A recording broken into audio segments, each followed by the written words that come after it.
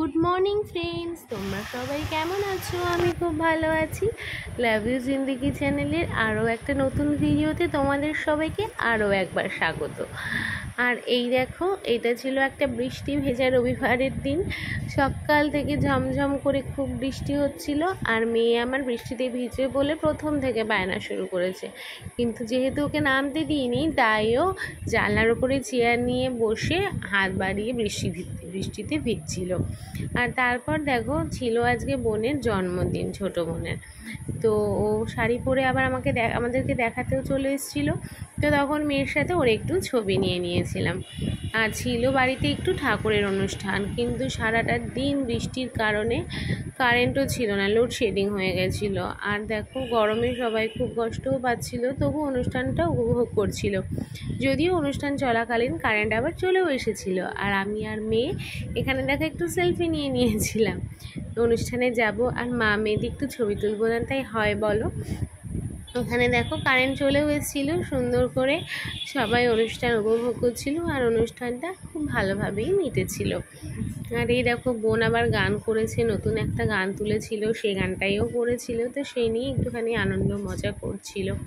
তো ওইখানে অনুষ্ঠান চলছিল, আমি আবার নিচে চলে এসেছিলাম কি হচ্ছে দেখতে। দেখো, এখানে হচ্ছিল প্রসাদ গোছানোর পালা, প্রসাদ গোছানো হচ্ছিল। এই যে সবাই খুব কর্মব্যস্ত, কাকি, মামি, মামা, বোন। আর এখানে দেখো, আমার মেয়ে একটা ছোট্ট মিমিকে পেয়ে গেছিলো, তার সাথে একটু খেলা করছিল। আর এই দেখো, আবার আমি উপরে চলে এসেছিলাম। এখানে কীর্তনিয়া গান হচ্ছিল, তো কীর্তন গানগুলো শুনতে আমার খুব ভালো লাগে। তাই জন্য আমি যেই নিচ থেকে শুনেছি অমনি ছুটে উপরে চলে এসেছি। তো সেখানে একটু ভিডিও করে নিয়েছিলাম। তো দেখো, তারপর বাপি আলোচনা করতে উঠেছিল, ঠাকুর প্রসঙ্গে কিছু আলোচনা করলো। আমার বাপি খুব ভালো একজন বক্তা, ঠাকুর প্রসঙ্গে খুব ভালোই বলে, তো যখন শুনি ভালো লাগে খুব। তো সবাই খুব ভালোভাবেই শুনেছিল। তো অনুষ্ঠানটা খুব ভালোভাবেই পরিচালিত হয়েছিল। স্কিপ না করে তোমরা পুরো ভিডিওটা দেখো প্লিজ। আর ভালো লাগলে অবশ্যই একটা লাইক, কমেন্ট আর শেয়ার করে দিও। আর যারা যারা এখনও সাবস্ক্রাইব করনি, প্লিজ করে দিও। আর এই দেখো, অনুষ্ঠানের শেষে বাপির আলোচনাও শেষ হয়ে গেছিলো।